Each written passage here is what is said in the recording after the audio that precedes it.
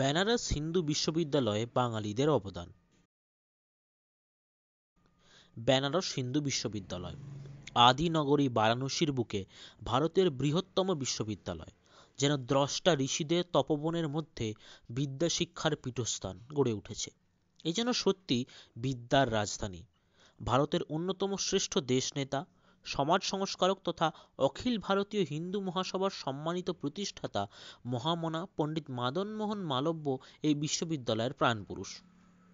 বর্তমানে শতাধিক ডিপার্টমেন্ট, কয়েক হাজার অধ্যাপক এবং প্রায় ৩০,০০০ ছাত্রছাত্রীর সাথে এশিয়ার সর্ববৃহৎ ক্যাম্পাসগুলির অন্যতম এই বিশ্ববিদ্যালয় গত ১০০ বছর ধরে তিলে তিলে গড়ে উঠেছে অকল্পনীয় অধ্যবসায় ও সংগ্রামের মাধ্যমে। বহুজন হিতায় বহুজন সুখায় নিবেদিত প্রতিষ্ঠাতাদের সংকল্প একটাই, যে কোনো মূল্যে জাতীয়তাবাদী হিন্দু শিক্ষা ও চেতনা শক্তিকেন্দ্র গড়ে তোলা।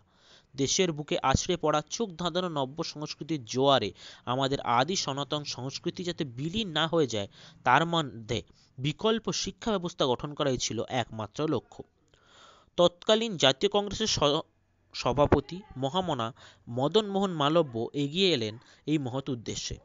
তাকে কেন্দ্র করে গড়ে উঠল এক আস্ত দেশব্যাপী আন্দোলন, হিন্দু ইউনিভার্সিটি মুভমেন্ট।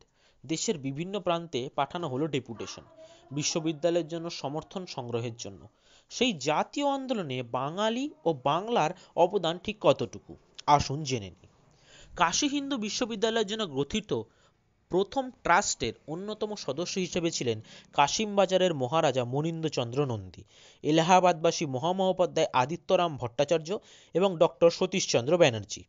পরবর্তীকালে ৪ ডিসেম্বর ১৯১১ সালে দিল্লির টাউন হলে ভাইসরয়ের ক্যাবিনেটে মেম্বার অফ এডুকেশন হিসেবে নিযুক্ত স্যার হার্ডকট বাটলারের সাথে ইউনিভার্সিটি প্রতিষ্ঠা কমিটির পক্ষ থেকে যে ডেপুটেশনের দল সাক্ষাৎ করে, তার সদস্য হিসেবে মহারাজা মনীন্দ্র নন্দীর সাথে তারকেশ্বরের মহন্ত এবং পাঞ্জাবের প্রথিতযশা বিচারপতি স্যার প্রতুলচন্দ্র চট্টোপাধ্যায়ের নাম উল্লেখ্য ছিল। ভারতের শিক্ষা সদস্যের সাথে সাক্ষাৎ এবং সহমত গ্রহণ করার পর যে ইউনিভার্সিটি ম্যানেজমেন্ট কমিটির গঠন করা হয়, তার সহসভাপতি হিসেবে নির্বাচিত হন স্যার গুরুদাস ব্যানার্জি এবং ডক্টর রাসবিহারী ঘোষ। ম্যানেজমেন্ট কমিটির অন্যতম সভ্য হিসেবে ছিলেন গৌরীপুর ময়মনসিংহের জমিদার বাবু ব্রজেন্দ্র কিশোর রায়চৌধুরী, জাস্টিস রায়চৌধুরী, বাবু হীরেন্দ্রনাথ দত্ত, অধ্যাপক রাধা কুমুদ মুখার্জি, অধ্যাপক বিনয় কুমার সরকার, শেঠ রাধাকৃষ্ণ পোদ্দার, মহামহোপাধ্যায় আদিত্যরাম ভট্টাচার্য এবং ডক্টর সতীশচন্দ্র ব্যানার্জি। জাগ্রত অভিজাত শিক্ষিত সম্প্রদায়ের সমর্থন এবং আর্থিক সাহায্য সংগ্রহের উদ্দেশ্যে ইউনিভার্সিটির ডেপুটেশন টিম ভারতের বিভিন্ন প্রান্তে বিভিন্ন শহরের পাশাপাশি বাংলার ৩ জেলা কলকাতা, মালদা এবং ফরিদপুরে সভার আয়োজন করেন। স্বয়ং মদন মোহন মালব্য মহাশয় কলকাতায় এসে একাধিক সভা করেন এবং বক্তব্য রাখেন। এমনই এক অত্যন্ত গুরুত্বপূর্ণ সভার আয়োজন করা হয় ৬ সেপ্টেম্বর ১৯১১ একদিন কলকাতার টাউন হলে। স্বয়ং রাষ্ট্রগুরু সুরেন্দ্রনাথ ব্যানার্জি সেই সভায় উপস্থিত ছিলেন এবং প্রস্তাবের সমর্থন করে নিজের বক্তব্য রাখেন। ইউনিভার্সিটি কমিটির বিখ্যাত বাঙালি বিদ্বজনেরাও সেই সভায় উপস্থিত ছিলেন এবং সাধ্যমতো আবেদন করেন বাঙালি নাগরিক সমাজের কাছে। পরবর্তী ২ বছর বেনারস হিন্দু ইউনিভার্সিটির দ্বারা সেন্ট্রাল হিন্দু কলেজ এবং Central Hindu College Girls School অধিগ্রহণের সময় ট্রাস্টি বোর্ডের সদস্য হিসেবে গুরুত্বপূর্ণ ভূমিকা পালন করেন বাবু জ্ঞানেন্দ্রনাথ বসু ও বাপু উপেন্দ্রনাথ বসু। উদ্যোক্তাদের নিরলস টানা ক্যাম্পেনিংয়ের ফলে সারা ভারতের বিশিষ্ট রাজন্যবর্গ এবং ধনকুবেররা হাত উপুড় করতে শুরু করেন। তাতেও পিছিয়ে ছিলেন না বঙ্গীয় ধনাঢ্য এবং অভিজাত সমাজ। মহারাজা মনীন্দ্রচন্দ্র নন্দী প্রায় ১,৩১,০০০ টাকা দান করেন। তারকেশ্বরের মহন্ত স্যার রাসবিহারী ঘোষ বাবু ব্রজেন্দ্র কিশোর রায়চৌধুরী প্রত্যেকে ১,০০,০০০ টাকা দান করেন এবং কলকাতার বিখ্যাত লাহা পরিবারের পক্ষ থেকে ৭৫,০০০ টাকা দান করা হয়।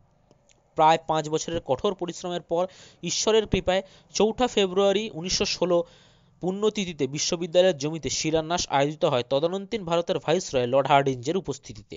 শিলান্যাস তিথির প্রায় এক পক্ষকাল ধরে চলে বিশ্ববিদ্যালয়ের জমিতে বাস্তুপূজা, রুদ্রযাগ, গায়ত্রী জপ, বেদপাঠ তথা আদি বৈদিক ক্রিয়াকর্ম, যা সমাপ্ত হয় বসন্ত পঞ্চমীর দিন অর্থাৎ ৮ই ফেব্রুয়ারির দিন। এই সমস্ত বৈদিক কর্মকাণ্ডের দায়িত্বে ছিলেন যে প্রমুখ পণ্ডিতবর্গ, তার অন্যতম ছিলেন মহামহোপাধ্যায় পণ্ডিত আদিত্যরাম ভট্টাচার্য।